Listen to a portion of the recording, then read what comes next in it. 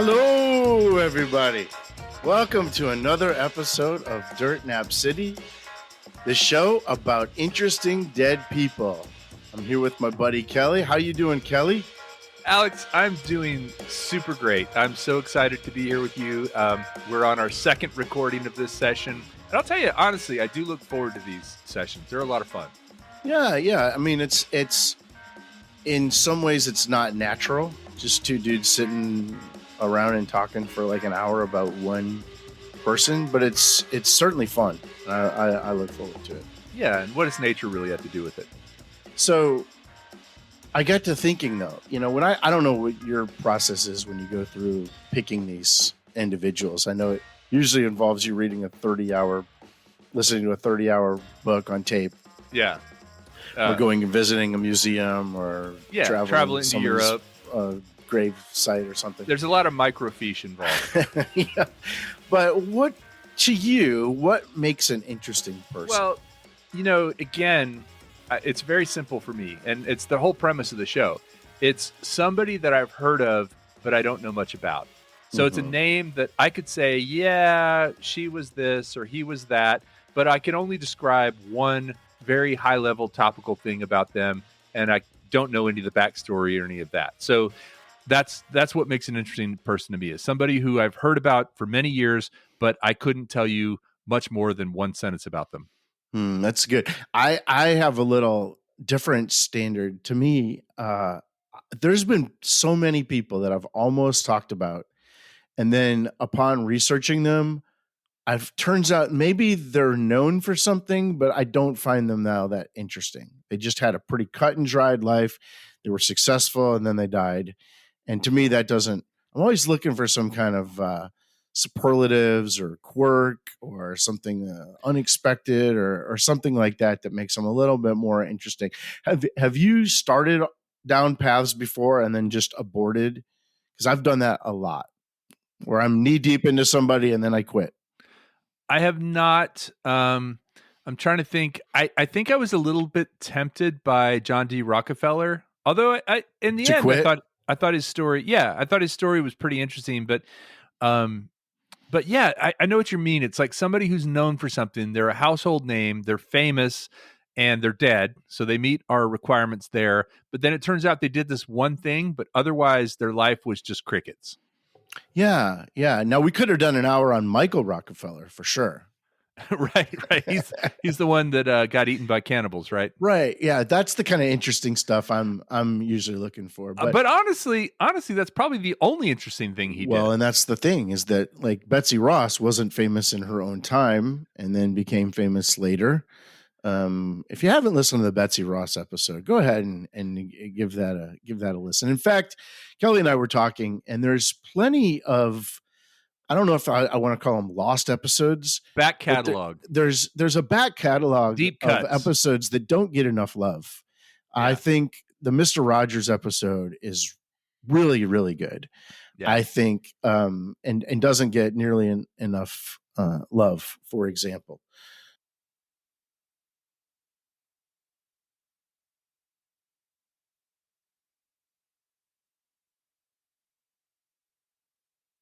But yeah, I'm looking for a different level of kind of a different, in order to qualify as interesting, I'm looking for, you did more than just, we've heard of you. So are you telling me that you started somebody and then decided not to do them and you switched? I do that all the time. So give us a name of some people who didn't quite make the cut to Dirt Nap City. Someday we should do just like 10-minute episodes on people that I know that were famous enough. But the one I was really excited about doing for the last few weeks, that I will tell you that because he just wasn't that goddamn interesting, was John Philip Sousa. I thought, well, here's a guy. We got marching. We got football coming up here and marching bands. And this was somebody I was excited about introducing you to the world of marching band. And he's got a really cool name, Sousa. And I was going to play clips and tell you about the sousaphone. But you know what? Just kind of boring. Like, wow. He played the violin and then he played this and that. And he never really didn't really do much with like the marching bands as we know it, and it just kind of fell flat. And I was thinking, you know what? If I'm bored reading about this, Kelly's really going to be bored about this. So a lot of it I'm doing to please you, also. Well, and then ultimately the audience, right? You know, you're my audience as far as you're concerned. You don't see all the analytics. You don't get all the phone calls. I'm going to give a shout out to my buddy Matt, who called me after listening to one of our episodes, literally called me and told me how much he enjoyed it. So Matt, which one? To which episode was it? Oh man, it was probably 3 weeks ago, a month ago. He likes them all, but maybe it was Henry VIII. I'll tell you another one that doesn't get enough love out there. I mean, I don't know. I don't know the analytics, but Jim Henson. Yeah. That's a good episode. Do the back catalog, people. Go back. If you like any of our episodes, go back and listen to some others. And I think the key for you listeners is to maybe click on someone you don't know anything about. Yeah. Really take a chance. Yeah, take a chance. Because you'll find that when Alex and I dive into them, even if they're not that interesting, we make them interesting. Right. And usually neither one of us know very much about no, it's just, I mean, you could get all this in Wikipedia, honestly. So you don't say that. I would see. So also, just as long as we're pandering, be sure to follow us. If you haven't already hit the follow button on your podcast app, just hit that follow button, and that will make sure that you get every episode when it comes out. Like it'll download automatically and be right there ready for you to listen to. We're on MySpace. Let's say you got MySpace, CompuServe forums. AOL chat rooms. Yeah, AIM. Yep. We're in the AIM rooms. All the good Join stuff. us in our private AIM room. Well, so what you're telling me is the person you're going to talk about today was your second choice. Actually, the person I'm going to talk about today was in the queue to talk about. I'm very excited about this person. I just went to a museum dedicated to this person a few weeks ago. And so I'm armed with information. But clearly this person is one of my heroes and somebody that kind of fits in that wheelhouse of we all know the name, but only surface level. And I'm going to explain a little bit about this person. And I guess if somebody has an entire museum dedicated to them, then they must have done something pretty cool. It's a small museum, but it's really cool. Can you tell me where the museum's located? I'm about to do that. Yeah. All right. Let's get going. You've probably driven by this museum. And if you've ever driven from Houston to New Orleans, you've driven by this museum because the museum's located in Beaumont, Texas. And it's a small museum off of I-10, and it's really just a room, but it's you can see it from the freeway. This person was known as being from Beaumont, although she was born in 1911 in Port Arthur, Texas, which is part of the Golden Triangle. Do you know what the Golden Triangle is? No. In Texas? You never heard of the Golden Triangle? I've heard of the Bermuda Triangle. No, the Golden Triangle is Beaumont, Port Arthur, and Orange, Texas. Seriously? Yeah, it's the Golden Triangle. Yeah. Okay. She died in 1956 in Galveston, Texas. But really was known as Wait. Beaumont. I think I got it. Do you? I'm a hog. Nope. No? Okay.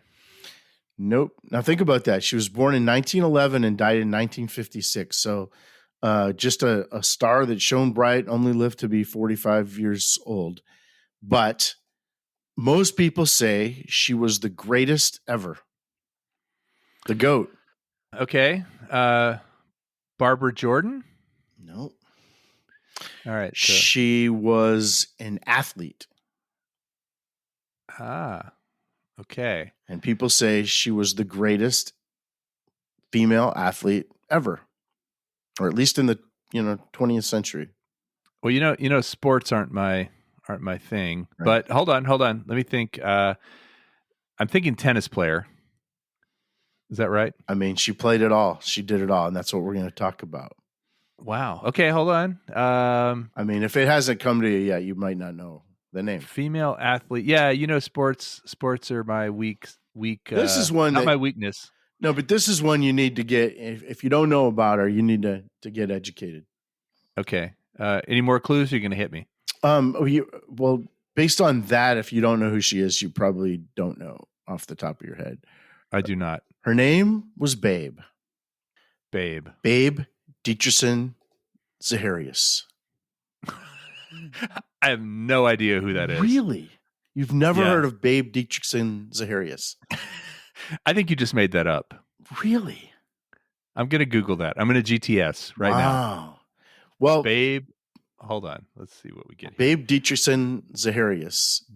How do you spell D? Oh, wow. As soon as I put in Babe D, American athlete. Okay. No. Golfer, looks like. Well, are you Pole vaulter. Are you gonna do this, or am I gonna do this? Wow. Okay. Sorry. I've never heard of this person. Wow. Well, shame on our society then for not educating you to the greatest female athlete who ever lived. Do you have to use the middle name? I mean, is that like, would Babe Zaharias be enough? Zaharias was her married name. She was Babe Didrikson, and then was married to George Zaharias. But let's go and talk about her. She was such a great athlete that she was named. Every year they give a greatest female athlete, and she was named greatest female athlete in 1932. And 5 times after that, including 1954. So imagine 1932, and then 22 years later, she was still considered the greatest female athlete. Like I said, she lived a short life. She died at the age of 45, but in that short time, she conquered lots of different sports and was known as the greatest. Do you know who else was a star that shined bright from Beaumont that died young? Or from Port Arthur, Beaumont area, and died young? Arthur, I do not. Janis Joplin. Oh, yeah. I did know that, but you reminded me. Yeah, and she only lived to be 27, but from the same area. And they didn't overlap but by maybe 9 years. Different lanes for sure. Yeah. Now, Babe was named Mildred. Her given name was Mildred, but nobody ever called her Mildred. Some say she got her nickname of Babe after hitting 5 homers in a baseball game when Babe she Ruth was younger, and she was named after Babe. Her mother said she had always called her Baby. Her parents are Norwegian, so she called her Bebe, like Bebe, like the store. But both of her parents were from Norway. In fact, 3 of her siblings were born in Norway, but she was actually born in Port Arthur and grew up in Beaumont. And she was my brother-in-law is Norwegian, so I'm going to ask if he's heard of her. Oh, well, she's not. She's an American though. She's an American. No, I know, but she's from her parents were from Norway. Yeah. Well, Babe was good at everything except school, really. She was that's a reoccurring theme. Yeah, it kind of is, isn't it? That school's overrated in terms of getting you on this show. It wasn't algebra that did her in necessarily, though. That's a callback to Colonel Sanders. Great episode. Yeah. But she was, like, for example, she was a champion seamstress. She had won like the state championship in sewing, which I tried out for the seamstressing team, and did you? I didn't make it. You wouldn't be a seamstress. You'd be like a seamster. A seamster. Oh, well, maybe that's why I didn't make it. I tried out for the wrong team. And you can't call him a sewer because that would be spelled like sewer. Well, and that would also mean tossing seeds around, right? Yeah. If you were a sower. Don't do that. So but she just wasn't that good at school. She had to repeat the 8th grade. So she was a year older than a lot of her classmates when she was in high school, but she actually ended up dropping out of high school without graduating. Did she go to school in Port Arthur? Yeah. Well, she went to Beaumont High School. She's from Beaumont. Okay. Beaumont, yeah. She went to Beaumont High School, but she was even a singer and a harmonica player. And I don't know. I mean, back then, I don't know how easy it was to do this stuff, but you'd think coming from kind of in the middle of nowhere, Texas, she actually recorded and sold records playing the harmonica and singing. and champion seamstress, and we haven't even started talking about her athletic ability yet. Wow. Well, when she dropped out of high school, she moved to Dallas, and they had this insurance company in Dallas called the Employers Casualty Insurance Company. And they had this team called the Golden Cyclones, and they kind of played the AAU, the Amateur Athletic Union, had different teams, men and women, but they had teams for softball, basketball, and track.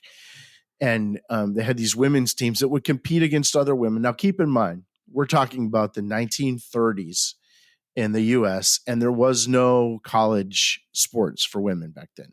Right. It was all men's sports. We would be 40 years away from Title IX, which we'll talk about later, but 40 years away from any of that. So if you were an athletic woman, the only competition you had was to get on these kind of AAU circuits. So you'd work for the insurance company, but they would basically just hire you as a ringer to play the sports. I don't think she actually had to do anything with the insurance company at all, but they played softball. She didn't write policies or she wasn't underwriting. I don't even think she was a secretary. She was dominant in softball. They played basketball. She was dominant. She played high school basketball too. She was really, really good at basketball. And track, she dominated. In fact, this Golden Cyclones, they dominated basketball in the early 1930s. They won, I think, 4 championships in a row. In 1932, so Babe is about 21 years old now. 1932, they had a track competition, track and field competition, the Golden Cyclones. They had 10 events for women, track and field events. She competed in decathlon. She competed in, well, not that, they don't have the decathlon for women, but they didn't have the heptathlon. So these are 10 separate events. Was sewing one of them? No, that's not a sport. They had 10 separate events. She competed in 8 of them. And she won 5, won the gold medal in 5 and tied for first in another. In fact, she won the team competition and she was the only one on the team. Wow. So she was a ringer. She was dominant in everything that she touched. She was just a natural athlete. So the next year, she was good enough to compete in the Olympics. So what year would this have been? 1932. And the Olympics in 1932 were in Los Angeles. Okay.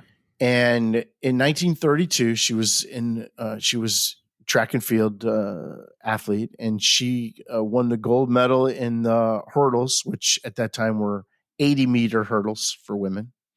Okay. And she set a world record in her heat and in the finals.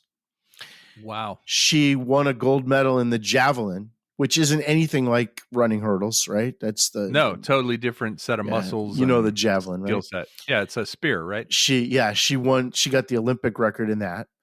And then in the high jump, which is, again, a completely different thing, she tied for the world record, ended up tying the other woman, and they had a jump off. So there was, they kept raising the bar and see who would get it.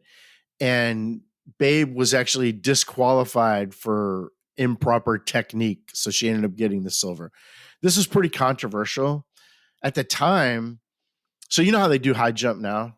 Have you ever seen the Fosbury flop, right? Fosbury, right. Fosbury flop. Named after Dick Fosbury, right. And he invented it. But prior to that, they had this thing called the Western roll. Where you don't ask me how I know that, by the way. Yeah, that's way back in the recesses of my brain. Yeah, well, you didn't get his name right, so you kind of. Thank you. But they had a rule at the time that said the feet have to cross the bar first. Okay. Oh, so it's like a kung fu kick. Now the feet go last. And the feet are the last thing across the bar. Yeah, you go over your back, right? Yeah, and they had this thing. She used to do this thing called the Western roll, and that was kind of where you're. It's a precursor to the Fosbury flop, where I think your hands and your head are the last things to. And you kind of jazz hands it so you get a little extra lift. Yeah. Well, anyway, she had been doing that the whole competition, but in this jump off, they had said that it was illegal, and gave her the silver and gave the gold to this other woman named Jean Shiley. Now, Jean Shiley was a friend of hers, but Jean Shiley, in her later years, gave a lot of insight into Babe. and talked about and was a good source of information for different biographies that were written about her. And she said, the public saw her as a victim in this Olympic scandal, but her competitors really didn't like her too much. She was off-putting to a lot of her competitors. Wait, what was the scandal, meaning that she got disqualified? Yeah. I mean, yeah, because she was doing that same jump the whole time. Right. And then she got this silver medal, and people didn't like that. And she was a famous athlete at the time too. I mean, she was good at everything. So listen to this quote from Jean Shiley. She said, in terms of her competitors not really liking her, she said, Babe either inspired great enthusiasm or great dislike. At the time, even though they competed in sports, girls were to be young ladies. And I think a lot of girls found her behavior a little beyond how they thought a young lady should act.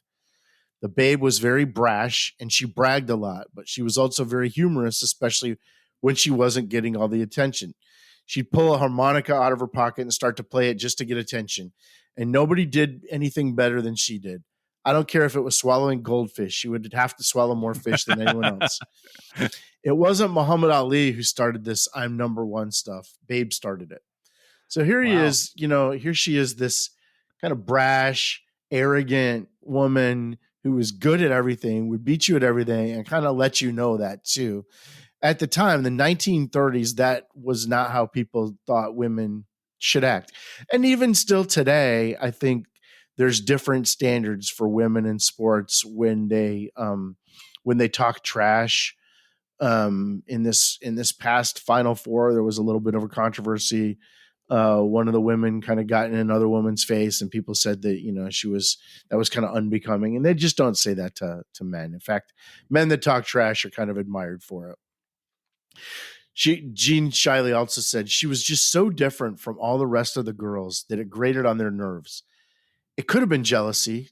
That's the way Babe was, and it bothered some of the girls, but it didn't bother me.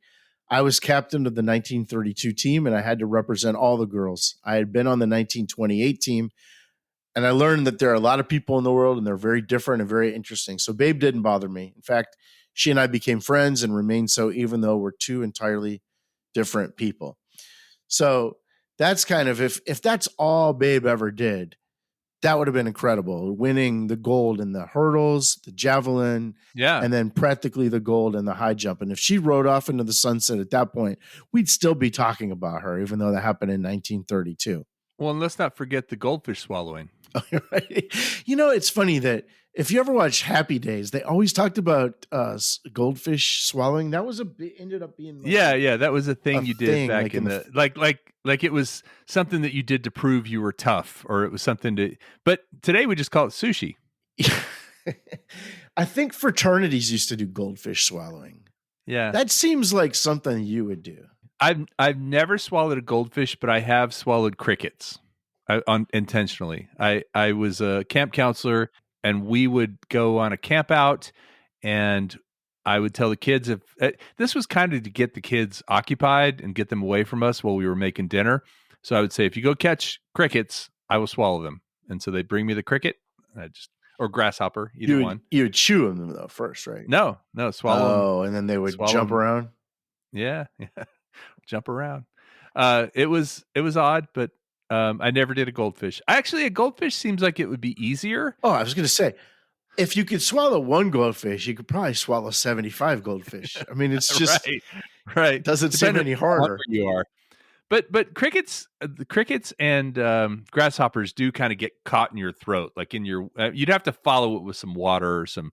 We had what we called bug juice, which was like a Kool-Aid that we would take on these campouts, and so I'd put a cricket or a grasshopper down my throat, swallow it, and then chase it with bug juice. You were the cool counselor, huh?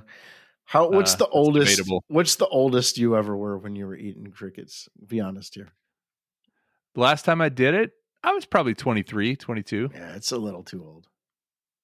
Is it? I think 16 is probably the oldest where you're doing it just to impress little kids.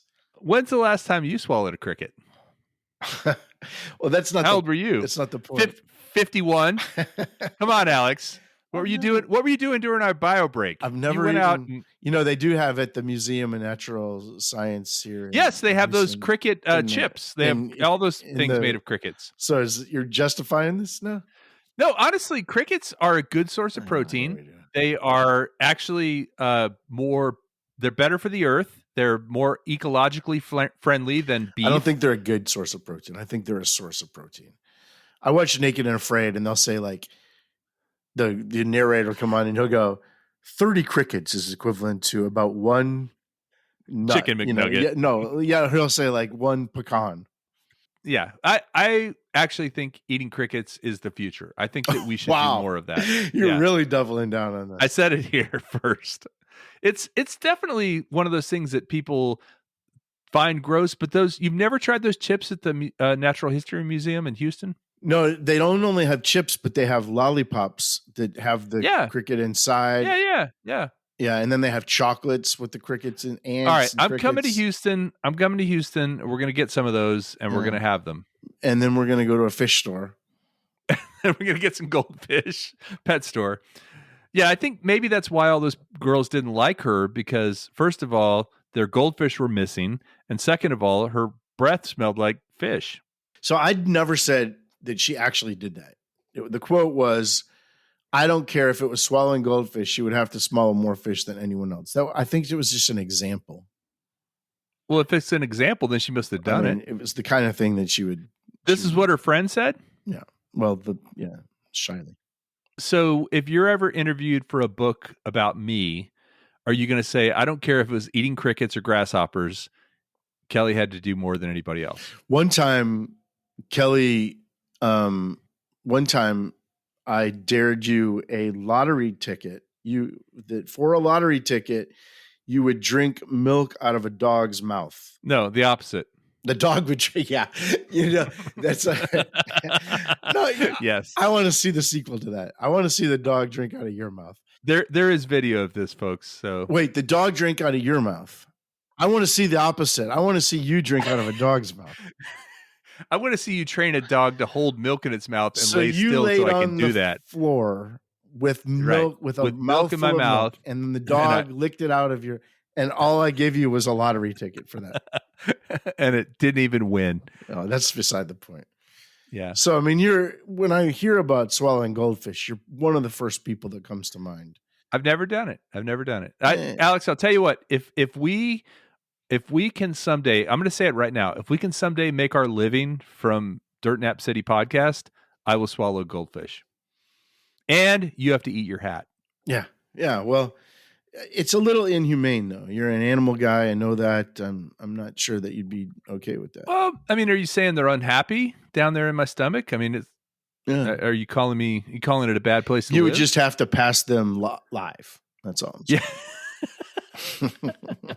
Along with a bunch of crickets. All right, well, let's get back to Babe.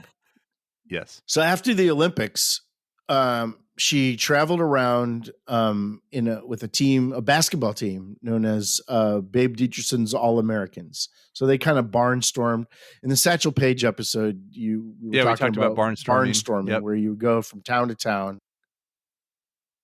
And I think that was called the Satchel Paige All-Stars. Yeah, probably. Right. This was a basketball team. Yeah. In your research on Satchel Paige, have you ever heard of the House of David? No. Oh man, you would love the House of David. So the House of David, and in baseball history, the House of David's kind of popular. They used to barnstorm. The House of David was, I think, was it a Jewish baseball team? They weren't Jewish. It was kind of like a cult. They were called the Israelites something, House of David, but they were basically a cult. And they all had beards. I do remember this. They all had beards, and there was something about Satchel Paige's team playing against them. Yeah, and actually at some point Satchel Paige joined them and barnstormed, and a lot of major leaguers would join them from time to time, but they'd put on fake beards. Like a Santa Claus beard. So did Babe have to wear a beard? Yeah, probably. The House of David was. Did she join the House of David? She didn't join them. no. You didn't have to join the cult to. And I say cult, it's kind of mixed on whether or not they were an actual cult. They were a religious group whose beliefs were out of the mainstream, and they lived on a commune. And one of their leaders was convicted of sexual abuse. So very similar to a cult. David Koresh. Their big thing was fornication was sinful, even if it was for procreation. So how do you celibacy, you wouldn't. So it's not a really sustainable religion. Right. That's why it's not around today. But their big thing was about celibacy. So they would go around, and I don't know what that has to do with baseball, but they would go around from town to town, and they were really good baseball players, but they all had beards. And back then, beards were out of fashion. So most people around, there was a time when like all the presidents had beards. And then there was a time where nobody had beards. This was during the time where nobody wore beards. And so they really stuck out. But yeah, she baseball wasn't available to women. But she would play baseball with them. She also went around and played pool. She wasn't very good at it, but she, like you said, she had enough name recognition where she could go around and people would come around and see her do any athletic event. She could play cornhole and people would go see it. Exactly. So around 1935, so this is like 3 years after the Olympics, she started playing golf. Now she used to embellish a lot about her life. So a lot of the biographies that have written about her, you have to take some of the stuff with a grain of salt. And she claimed that she had never played golf before. Her yearbooks showed that she was on the golf team. And by the way, like I said, I've been to this museum, so I've seen all of these artifacts. So wait, there's a Babe Didrikson Zaharias museum, Zaharias museum in Beaumont. Yeah. And I was there a few weeks ago, and it's pretty cool. They have all these artifacts and video and things that you can watch, and it's just really, immediately I thought of this show. So when she started playing golf in 1935, she was immediately good at it, and good enough to play. Well, she didn't have amateur status because she was being paid to do the basketball, so she wasn't allowed to play on some of the women's tours. And amateurism was a big deal back then, about establishing amateurism, and then you weren't allowed to. Once you were a professional, you weren't allowed to play with amateurs, and you had to sit out for 3 years if you wanted to retain your status. But anyways, well, I remember even the Olympics. The U.S. couldn't send professional American athletes to the Olympics. That was the case until 1992, right? Yeah. And now don't we send like the NBA team and just kill everybody? No, but yeah. I mean, we do send professionals, but we don't. It's actually, we don't dominate. No, because the game basketball. No, because the world's caught up. In fact, who's a better basketball player than America? Oh, this morning our team lost to Germany in the World Cup. Germany. So Germany and Serbia are going to be playing for the finals of the World Cup. It's a different game. Soccer. No, soccer. Basketball. Basketball. Wow. There's a World Cup of basketball? Yep. Wow. Okay.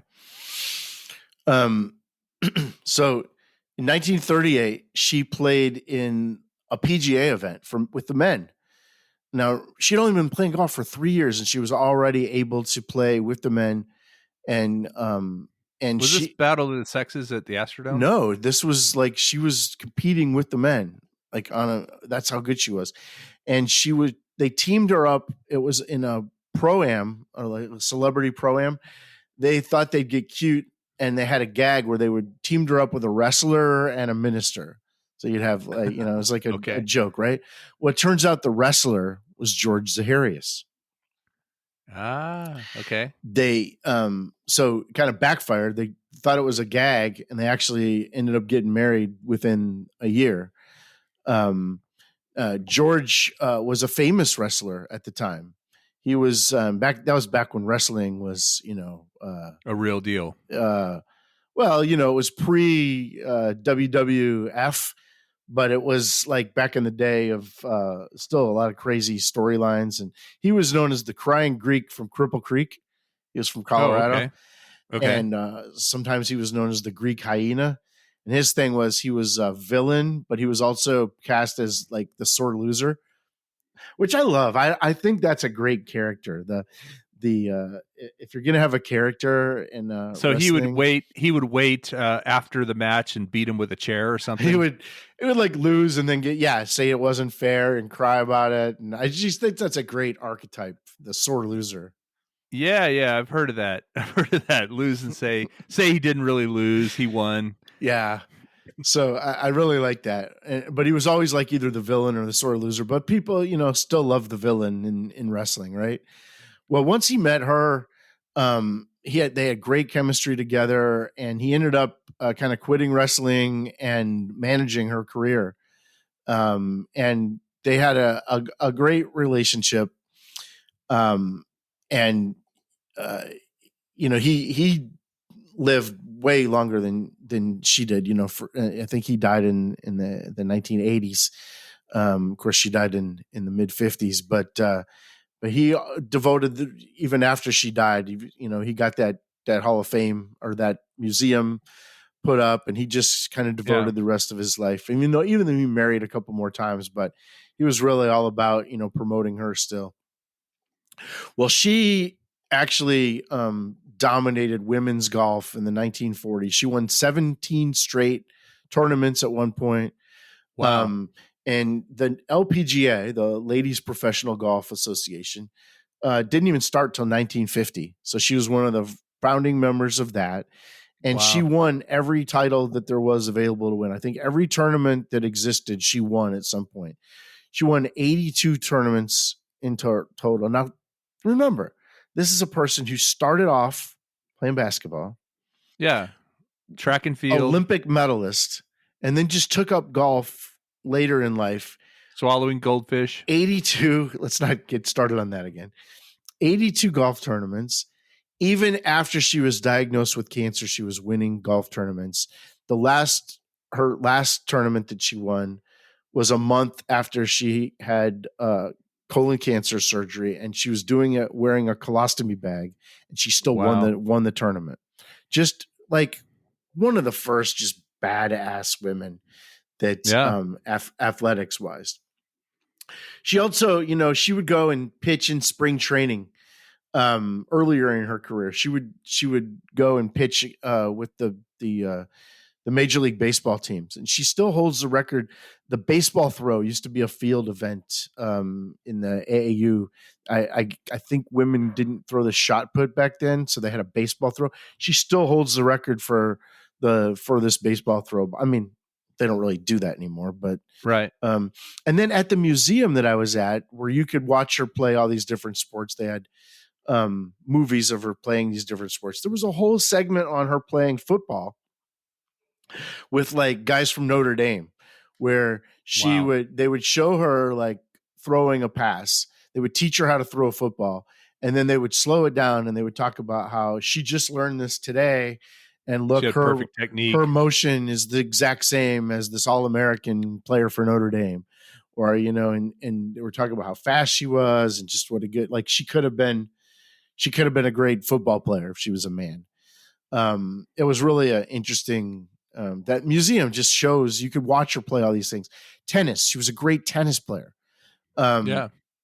now, She'd probably dominate pickleball. oh yeah.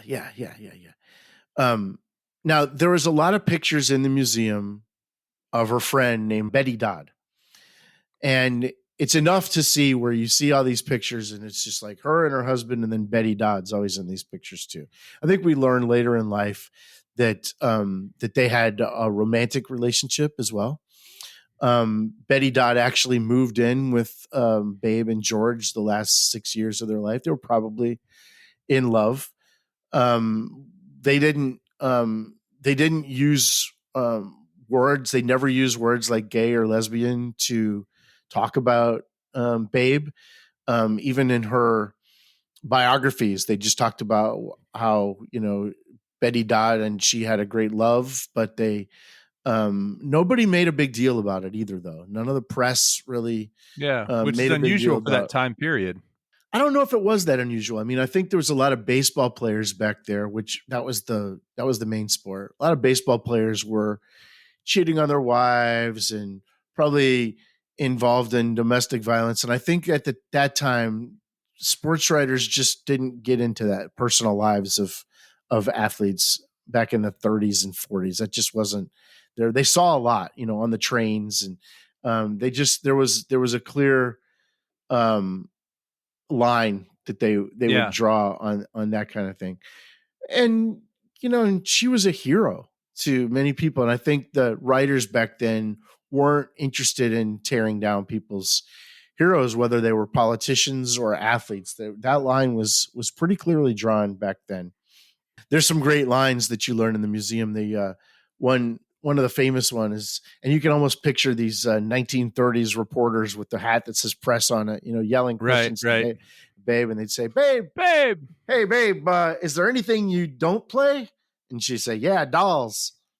You know, That's a good one. you could just picture that, right? Yeah, yeah. I mean, she was a hero to a lot of people, but some people still said she was too manly. One sports writer back in the day said it would be much better if she and her ilk stayed at home, got themselves prettied up, and waited for the phone to ring. Wow. Yeah. Like he wrote That that, that like as a that was Howard Cosell? no, this was a sports writer. I mean, this was the kind of thing that you could actually put in the paper back then, and people would be like, "Yeah, that sounds about I'm right." sure being a female athlete anytime is difficult. And especially then, with the double standards, with the pay differences between male and female athletes, especially one that is that good. Because if you're winning everything, you've got a target on your back, right? Although it was probably easier for her in the 30s and 40s than people in the 70s and 80s because she really was one of one. There wasn't, what you don't have is she didn't have a rival. She didn't, Yeah. there's no other museum on the other side of the country of somebody that was just as good. So she was kind of She was an enigma. she was just like so ahead of her time. That we use that phrase a lot in this show, but she was so ahead of her time that you couldn't even categorize her. And so when they talk about she was too manly, they were saying that this person that's she just doesn't belong in this world with us right now. Another famous sports writer, though, I don't know if you've ever heard of Grantland Rice, but he was a famous sports No, writer at the time. haven't heard of him. And he had a lot more glowing things to say about her. He said, she is beyond all belief until you see her perform. Then you finally understand you're looking at the most flawless section of muscle harmony, of complete mental and physical coordination the world of sport has ever seen. Wow. And that's probably a better kind of epitaph to talk about her than she should be waiting by the phone. Yeah. Well, yes. Anything would be better than that, honestly. Yeah, right? But yeah, what an amazing person and kind of groundbreaking, right? Because ultimately it wasn't something that I think men were intimidated. We talk about this, about a husband who is happy for his wife having success, but even a whole country to see somebody doing this well and beating all these other athletes and beating men at things, it's intimidating. So there was a Simpsons episode when they actually mentioned Babe Didrikson Zaharias. Really? It was the episode where they decided, the women of Springfield decided they were going to put together do a calendar to rival the police calendar that Chief Wiggum was in. Okay. And they decided they were going to have a theme, and the theme was going to be historical women. So Milhouse's mom went as Betsy Ross. She dressed up like Betsy Ross.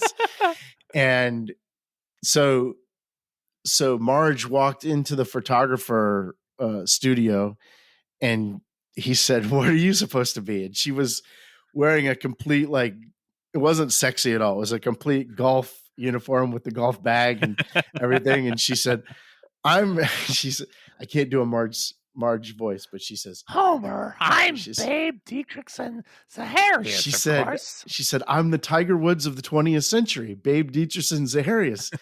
And the photographer said, "Well, let's have a little more, Babe, and less Didrikson Zaharias. Wow. And that would have been lost on me. I love The Simpsons. I love how deep they go. I love the fact that they have jokes that I don't get. Oh, right. So the sad part here on this tale is that, she died in 1956, and, Title IX didn't come in until 1972. Now, I don't know how familiar you are with Title IX, but Title IX, it's about women's athletics. Well, actually, the funny part is Title IX doesn't mention athletics at all in it, but Title IX was a civil rights law that it came out in 1972 that prohibited sex-based discrimination in any school or any education program that receives funding from the federal government. So that's like all public colleges and high schools in the United States. And so it wasn't too long after that where they said, "Oh, this has to do with athletics as well." That's discrimination if you have boys basketball teams and you don't have girls basketball teams, right? And so in they just had their 50th anniversary of Title IX last year, and in the ensuing 50 years, I mean, the increase of women in sports has been unbelievable. And there's a lot of benefits in being in athletics that prior to Title IX, women couldn't take advantage of. They just weren't allowed. There was the only things that were available to them, extracurricularly, were academic things and maybe cheerleading or seamstressing, goldfish swallowing. Yeah. They weren't playing golf or tennis or track and field or basketball. And I think Babe would be so proud of what essentially she started.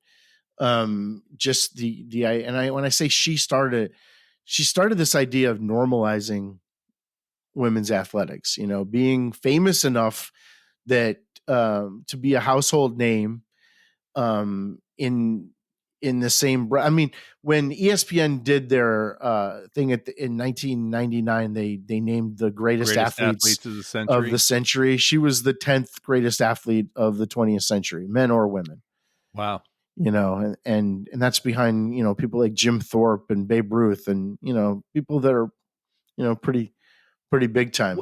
A lot more well known. I mean, again, in all honesty, if I had ever heard of her before, I didn't remember it. It was lost on me. Wow, that really surprises me. I guess it also shows me that, that only travels so far, that fame. It doesn't reach Austin. It goes all the way from Beaumont to Houston, and then there's kind of a line. I guess I just mean athletic circles. I'm like you. You're a big sports fan, sure. And so she's a very famous person in that world. But to get mentioned on The Simpsons, you have to be a sort of a cultural thing too. That's clout for you. That's like, I love The Simpsons. Yeah. And I think I know them pretty well, but I don't remember that episode and I don't remember that reference. Do you remember her posing for the calendar? No, I'm good. I watched a lot of Simpsons for the first 10 years and then kind of dropped off. And now I'm sure there's more episodes I haven't seen than episodes I have seen at this point. Yeah. It's still on, right? It's 34 years in the running or something like that. This episode was season 21. Yeah. Okay. Then no, that wouldn't have been like the first 10 years. I could tell you everything, but after that, no. Yeah. And it's always fun to go back and watch, just like with our episodes where it's go back and find some like lost episodes. That's right. Mr. Rogers. Yeah. That's right. Satchel Paige talking about groundbreaking athletes. So if you're ever on I-10 headed east out of Houston towards Louisiana, it's really, 45 minutes out of your life. You go in this little room. It's an interesting architecture where it's this circular building that's not very big, and you can just kind of go through the circle and go through her life and see her medals and see her accomplishments and see pictures of Babe and see video. They have a nice video screen that you can call up different things, and nice woman that volunteer that works there. And it's great. So if you're ever on that road, it's worth the time for sure. But yeah, and hopefully you'll remember the name Babe Didrikson Zaharias now. I will. And what's interesting is just a couple of weeks ago we did an episode about P.T. Barnum, and I talked about a place you could stop on I-10 West. That's right. To see the thing. So really, if you're driving along I-10, Dirt Nap City has you covered. And early on, we talked about graves that you could go to in Ohio and Kentucky.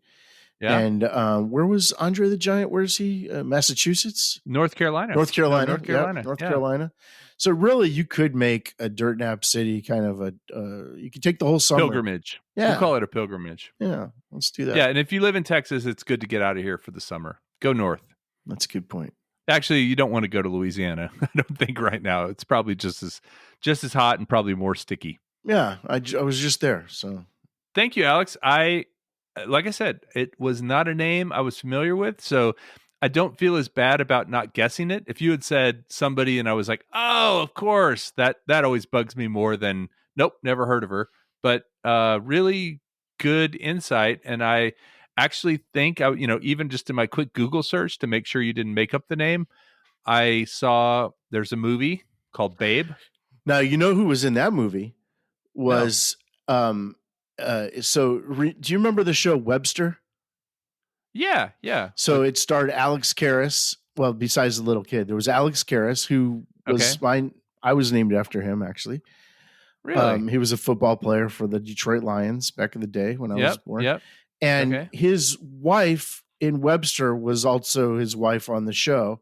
And they made that movie together, and she played Babe and he played George Zaharias. Oh, wow. Okay. I did not know that. Have you seen the movie? I think I saw it when it came out, but it was like a TV movie in the 80s. Wow.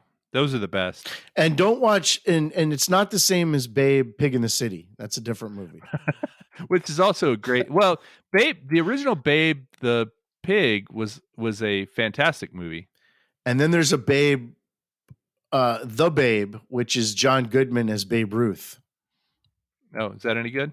No, that's not a good movie.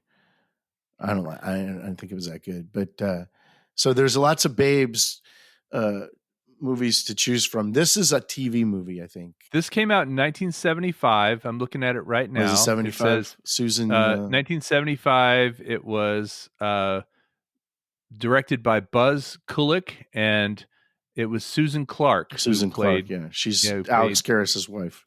Oh, wow. So it was later on that they got on Webster. And Slim Pickens is actually in that movie. Yeah, he's a good one. Yeah. Well, hey, awesome. This was one that broke the mold for me a little bit, as far as someone I had heard of but didn't know a lot about. This is someone I had never heard of and didn't know anything about. So I feel much smarter. Oh, good. That's how Shackleton was for me. That's right. I kept saying he was the first guy at the South Pole. He had I thought. How can you not know this guy? Yeah. So now we're even. All right, we're even because we're keeping score. Shout out to all the women athletes that are listening to us. Yes, if you're a woman athlete, please. We know it's not easy. It's not easy, and you probably even today have to hear some of this garbage that the guys say about women's sports. But just know, I'm a big supporter. Love women's sports, and love it that women are able to play sports at the level they're at now. It hasn't been very long, but I think y'all are making great strides, and I'm a big fan. Amen, brother. All right, man. Amen, sisters. All right, well, that was another episode of Dirt Nap City, the show about interesting dead people. If you want to communicate with us, just email us at not@dirtnapcity.com and follow us. We have a Facebook page now, and you can find our podcast on. Well, it doesn't do any good to tell them where we can find them because they've already found us for this. That's right. Just be sure to hit subscribe or follow or whatever that button is. Yeah. All right. Well, take it easy, guys. See you later, Kelly. Bye, Alex. Bye, audience. Thanks for listening. We'll talk to you next time in 2 weeks.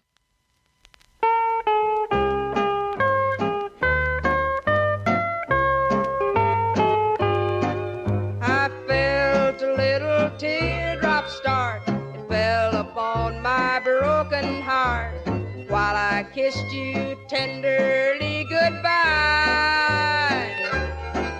And as I pressed your lips to mine, old man Moon came out to shine. But just like you, he left me there to cry. Now all around me friends are glancing at the new love you're romancing. They say our love was just a lie. I felt a little teardrop start. It fell upon my broken heart. 'Cause my love for you will never die.